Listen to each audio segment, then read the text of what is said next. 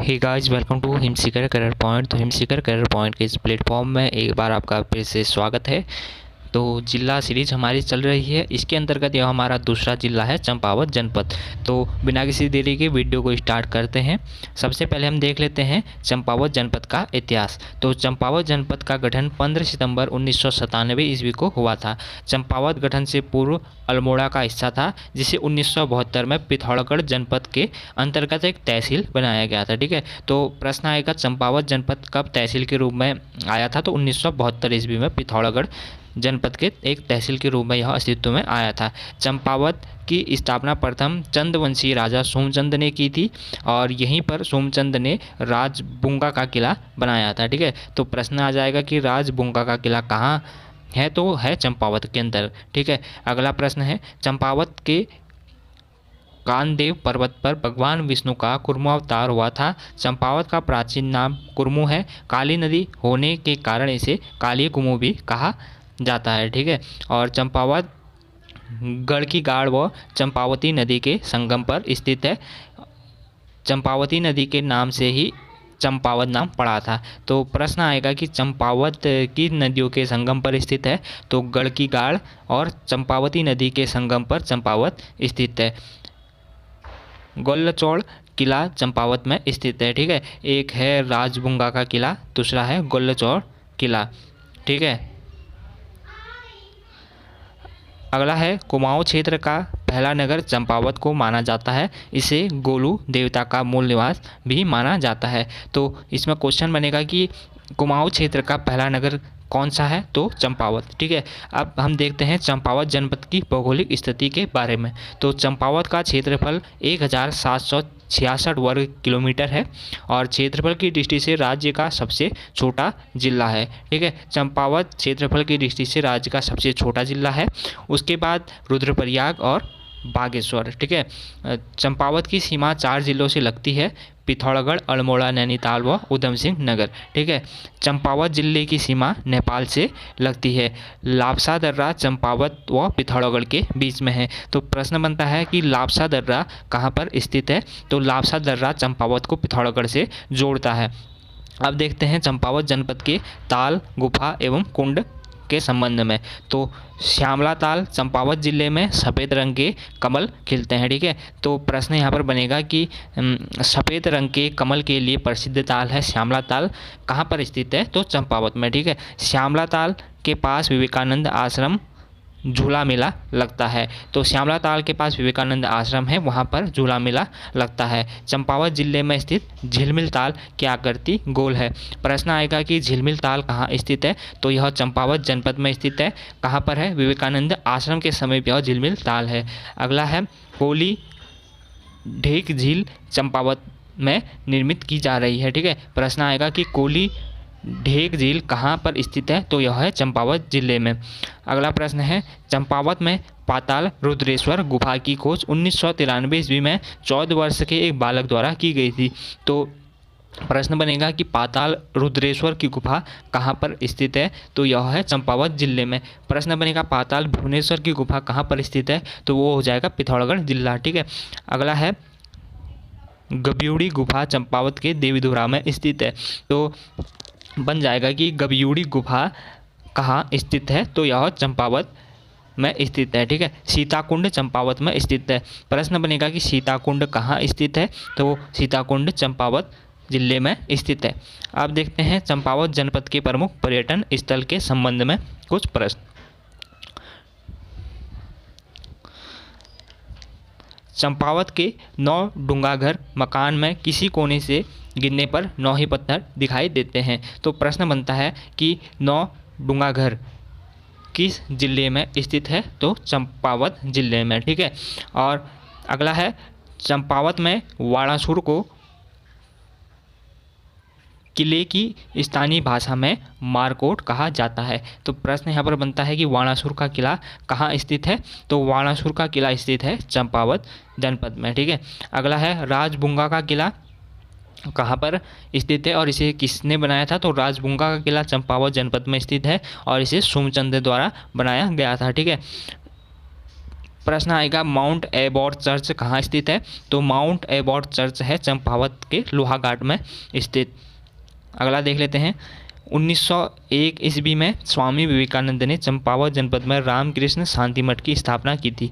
तो यह महत्वपूर्ण प्रश्न बन जाता है। प्रश्न आएगा कि स्वामी विवेकानंद ने चंपावत जनपद में रामकृष्ण शांति मठ की स्थापना कब की थी, तो 1901 ईस्वी में। अद्वैत आश्रम चंपावत के जनपद में स्थित है। तो प्रश्न बनेगा कि अद्वैत आश्रम कहाँ स्थित है, तो अद्वैत आश्रम चंपावत जनपद में स्थित है। अब देखते हैं चंपावत जनपद के अंतर्गत स्थित शहर टनकपुर के संबंध में। ठीक है, तो टनकपुर का प्राचीन नाम ग्रास्टगंज है। ठीक है, ग्रास्टगंज है। टनकपुर चंपावत में शारदा नदी के तट पर स्थित एक शहर है।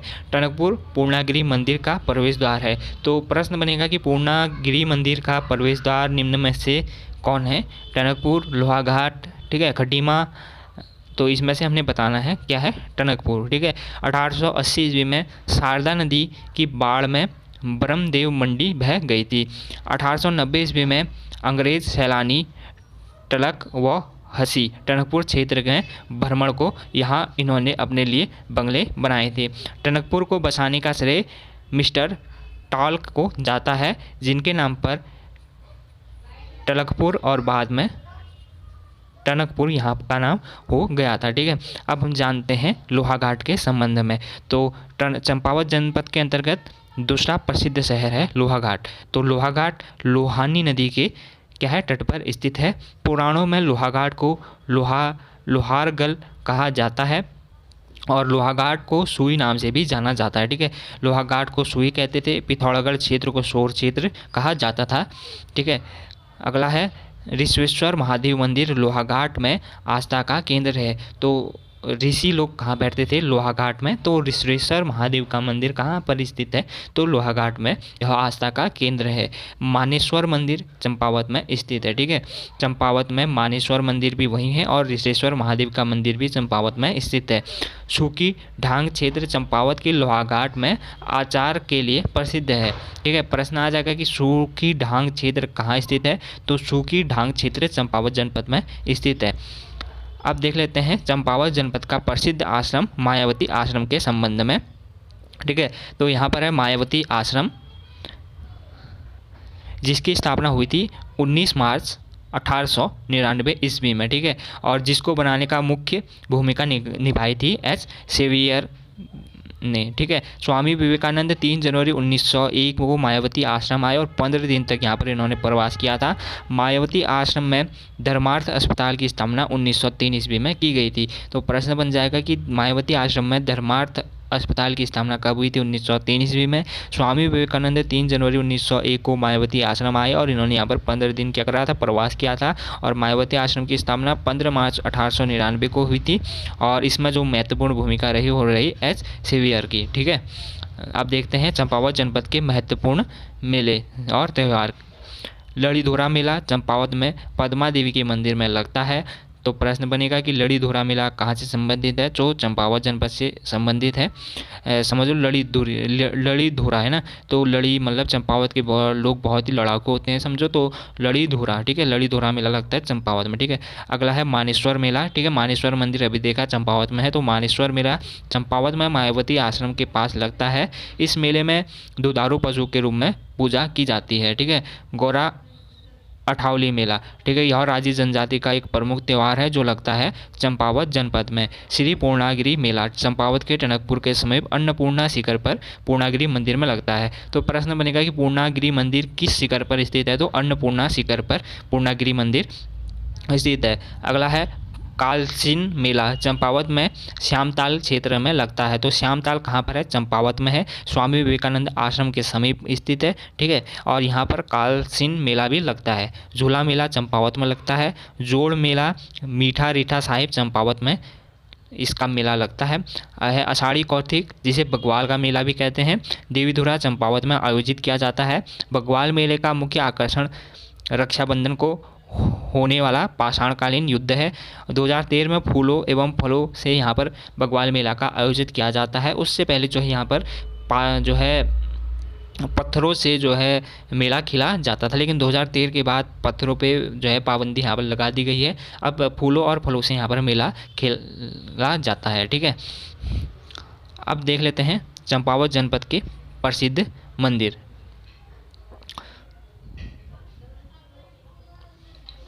तो चंपावत के हिंगला देवी मंदिर के भीतर 4 फीट की लंबी कुर्मशिला है। चंपावती नामक गाड़ में 7 प्राचीन मंदिर हैं। इसे सप्तेश्वर मंदिर भी कहा जाता है। इन 7 मंदिरों में बालेश्वर मंदिर सबसे प्राचीन है। तो प्रश्न बनता है बालेश्वर मंदिर कहाँ पर स्थित है, तो चंपावत जनपद में।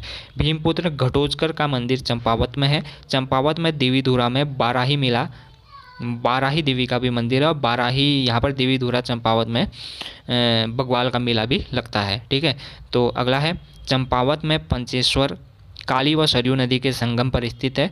यहाँ चामू या चौमुह देवता का मंदिर है। चौमुह देवता की पूजा पशु रक्षक देवता के रूप में की जाती है।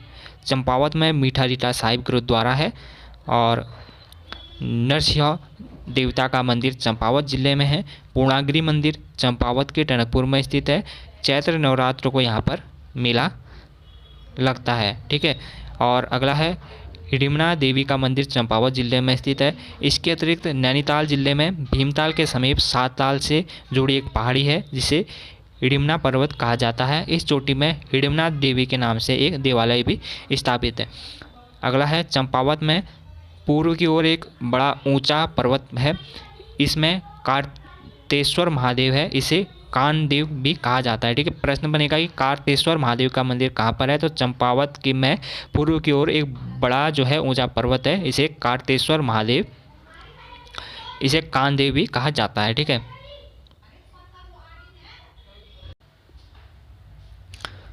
अखिल तारिणी मंदिर चंपावत के लोहाघाट में पर्वत शिखर पर स्थित, इसे खिलपति मंदिर भी कहा जाता है।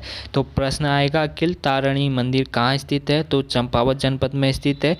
चंपावत के खेती खान सूर्य मंदिर में दीप महोत्सव का आयोजित होता है।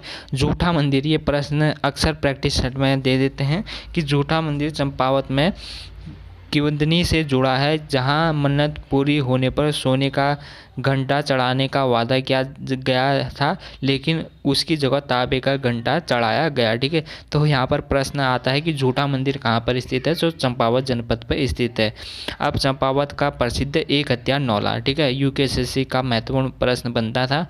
अब यूकेपीसीएस भी इससे प्रश्न बनाएगा कि चंपावत में एक हत्यार नौला का निर्माण जगन्नाथ मिस्त्री ने अपनी बेटी कस्तूरी की मदद से किया था। इस नौले का निर्माण कर जगन्नाथ मिस्त्री ने चंद राजाओं का घमंड तोड़ा था, क्योंकि चंद राजाओं ने जगन्नाथ मिस्त्री से बालेश्वर मंदिर बनाया था और वो चाहते थे कि ऐसी कला का प्रसार अन्यत्र कहीं न हो, इसलिए उन्होंने जगन्नाथ मिस्त्री का क्या करा था, दाहिना हाथ काट दिया था। और एक हाथ से निर्मित होने के कारण इस नौले को एक हत्यार नौला या बावली नाम इसका पड़ गया था। ठीक है, और फटक शिला का मेला चंपावत के लोहाघाट में लगता है। तो फटक शिला का मेला लगता है लोहाघाट में। ठीक, अगला देख लेते हैं।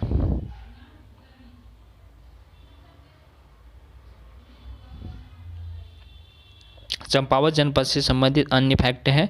सबसे कम ग्राम पंचायतों वाला जिला चंपावत है। तो प्रश्न बन जाएगा, ये प्रश्न बन सकते हैं। ठीक है, तो सबसे कम ग्राम पंचायतों वाला जिला कौन सा है, तो ग्राम पंचायतों वाला सबसे कम चंपावत है। रुक्मणी नौला चंपावत में है। मारकोट का किला, जिसे वाणासुर का किला भी कहते हैं, चंपावत में है। झिंझाड़ तामपत्र चंपावत से प्राप्त हुए थे। ठीक है, और जगतचंद्र, इसमें जगतचंद्र ने जो है रुपये पैसों का यहाँ पर उल्लेख है। ठीक है, इसमें झिंझाड़ ताम्रपत्र में। और इसमें है गोलचौड़ किला चंपावत में है। रण व बाराही शिला, ठीक है, देवीधुरा में बाराही मंदिर में है। रानी का चबूतरा चंपावत में है। एबेट पर्वत चंपावत में है। और जनजातीय आस्था का केंद्र घटकू चंपावत में है। शारदा नहर का निर्माण काली शारदा नदी 1928 में हुआ था, जो चंपावत के बनबसा से निकाली गई है। देवीधुरा 3 जिले अल्मोड़ा, नैनीताल और चंपावत की सीमा पर स्थित है। बनबसा चंपावत जिले में नेपाल की सीमा पर स्थित। यहाँ शारदा बैराज को दिसंबर 1928 में मैल्कम हेली ने राष्ट्र को यहाँ पर समर्पित किया था। ठीक है। और धूरा देवता का देवालय चंपावत में, और एड़ी देव नामक देव स्थल अल्मोड़ा जनपद में स्थित है। ठीक है, ये अलग अलग देखना, एड़ी धूरा देवालय चंपावत और एड़ी घो या एड़ी देव ये स्थल है अल्मोड़ा में। ठीक है, तो आप यहाँ पर देख सकते हैं चंपावत जनपद का ये मानचित्र है। ठीक है, तो यहाँ पर अभी ये साफ तो दिख नहीं रहा होगा, लेकिन एक बार देख लेते हैं।